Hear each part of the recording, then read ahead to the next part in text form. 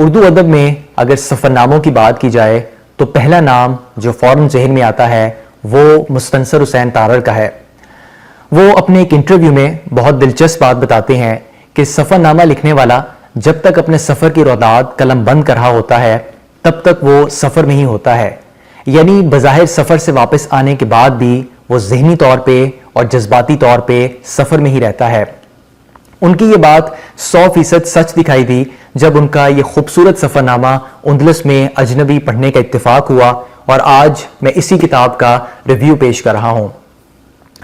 ایک دفعہ کا ذکر ہے کہ یورپ کا ایک مشہور ڈرامہ نگار جارج برنارڈ شاء اپنے دوست کے ساتھ کسی محفل میں جا رہا تھا، تو اس کے دوست نے اس سے پوچھا کہ تمہارا تعارف اس محفل میں کیسے کروایا جائے؟ تو شاء نے جواب دیا کہ جو لوگ مجھے جانتے ہیں وہ تو جانتے ہی ہیں، اور جو لوگ مجھے نہیں جانتے وہ اس قابل ہی نہیں کہ مجھے جانے۔ تو تارڑ صاحب کے تعارف کے حوالے سے بھی یہی کہنا چاہوں گا کہ جو لوگ انہیں جانتے ہیں ان کے لیے بس نام ہی کافی ہے۔ اگر اس کتاب اندلس میں اجنبی کی بات کی جائے تو یہ سفر نامہ ان کے مشہور ترین سفر ناموں میں سے ایک ہے، جہاں پہ وہ اپنے پڑھنے والوں کو ہسپانیہ کی سیر میں اپنے ساتھ لے جاتے ہیں۔ انہوں نے یہ سفر غالباً 70 کی دہائی میں طے کیا اور کم و بیش 4 ماہ تک اس ملک کی خاک چھانی اور اپنے مشاہدات کو اور احساسات کو اس کتاب میں قلم بند کیا۔ اس کتاب میں وہ موجودہ دور کے اسپین کے ساتھ ساتھ اندلس میں مسلمانوں کے شاندار ماضی کا تذکرہ بھی کرتے ہیں، اور اس دور کے ساتھ ان کی جذباتی وابستگی واضح طور پہ دکھائی دیتی ہے۔ انہوں نے اپنا سفر اسپین کے شمال سے شروع کیا اور مختلف شہروں جن میں فشتالیہ، سوریا، میڈریڈ، قرطبہ، اشبیلیہ اور غرناطہ وغیرہ شامل ہیں، ان تمام شہروں سے گزرتے ہوئے انہوں نے جنوبی اسپین میں اپنا سفر مکمل کیا۔ اس پورے سفر کے دوران اور ان تمام شہروں سے گزرتے ہوئے وہ وہاں کے رہن سہن، رسم و رواج،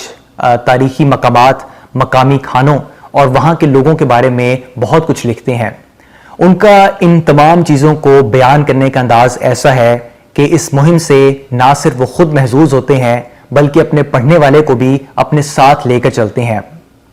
اس کتاب میں اگر آپ بل فائٹنگ یا بیل لڑائی پہ ان کی منظر کشی پڑھ لیں تو آپ ان کے حسن خیال کی اور حسن بیان کی داد دیے بغیر نہ رہ سکیں گے۔ اس سفر میں ان کے ساتھ کچھ حادثات پیش آئے اور بہت سی مشکلوں سے ان کو گزرنا پڑا، جس کا اندازہ آپ کو یہ کتاب پڑھ کر ہی ہو سکتا ہے۔ کہا جاتا ہے کہ تارڑ صاحب کے سفر نامے قدیم اور جدید سفر ناموں کا سنگم ہے۔ ان میں پرانے سفر ناموں والی معلومات بھی پائی جاتی ہیں اور ماڈرن سیاہ کا چمکتا ہوا چہرہ بھی دکھائی دیتا ہے، اور پڑھنے والا بیک وقت ماضی اور حال میں سفر کرتا ہے۔ ماضی کو بیان کرنے کے لیے جہاں وہ تاریخ کا سہارا لیتے ہیں، اور حال کو بیان کرنے کے لیے وہ اپنے ذاتی مشاہدے پہ اکتفا کرتے ہیں۔ اس کتاب کو پڑھتے ہوئے ایک یہ چیز بھی محسوس ہوئی کہ تارڑ صاحب ایک بالکل ہی عام سیاح کی طرح سفر کرتے ہیں، جہاں وہ کسی بڑے ہوٹلوں میں قیام کی بجائے کسی عام سے مسافر خانے یا ہاسٹل میں قیام کرتے ہیں۔ وہ سڑکوں پہ پیدل چلتے، بسوں اور ٹرینوں کے 3rd کلاس ڈبوں میں دھکے کھاتے ہوئے نظر آتے ہیں، اور وہ کسی خاص لوگوں سے ملنے کی بجائے عام لوگوں سے ملاقات کو ترجیح دیتے ہیں۔ اس کتاب میں اور اس پورے سفر نامے میں کئی مناظر ایسے ہیں جن کو بار بار پڑھنے کا دل چاہتا ہے، لیکن جو منظر کشی اور جن تاثرات کا اظہار انہوں نے قرطبہ شہر کے حوالے سے اور مسجد قرطبہ کے بارے میں کیا ہے وہ یقیناً پڑھنے سے تعلق رکھتا ہے۔ مسلمانوں کی تہذیب میں جو مقام بغداد اور قسطنطنیہ کا ہے، قرطبہ شہر بھی اسی کے ہم پلہ ہے۔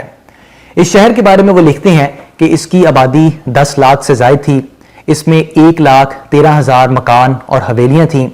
300 عالی شان حمام تھے اور 70 سرکاری لائبریریاں تھیں، جہاں پہ تقریباً 3,000 خواتین کلمی نسخوں کی کتابت پہ مامور تھیں۔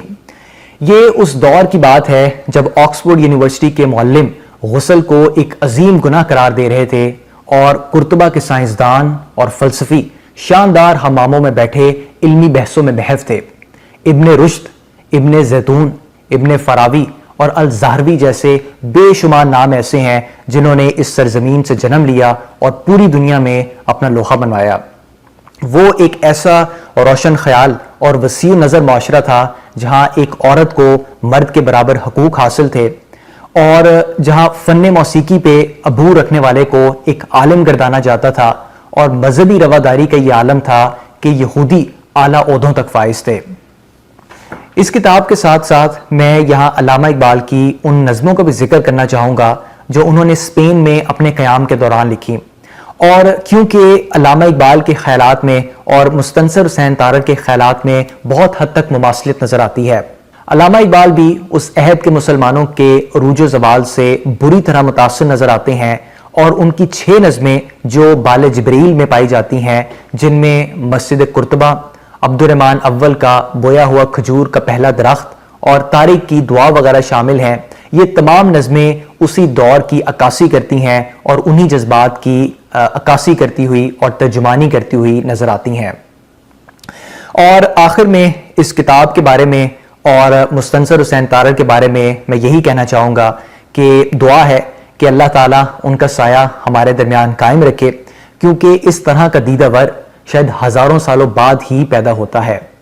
امید ہے کہ یہ کتاب آپ کو پسند آئے گی اور مجبور کرے گی کہ اپنی مصروف زندگیوں میں سے کچھ وقت نکال کر اندلس کی سیر کو جایا جائے،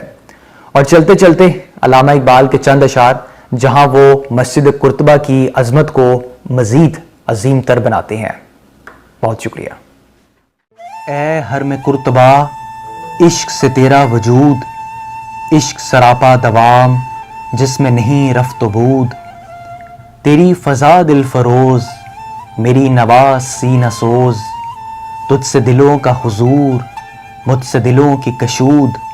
تیرا جلال و جمال مرد خدا کی دلیل، وہ بھی جلیل و جمیل،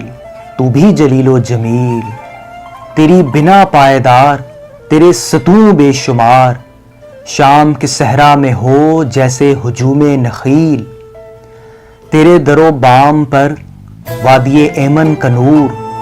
تیرا منار بلند جلوگائے جبرائیل، تیرا منار بلند جلوگائے جبرائیل۔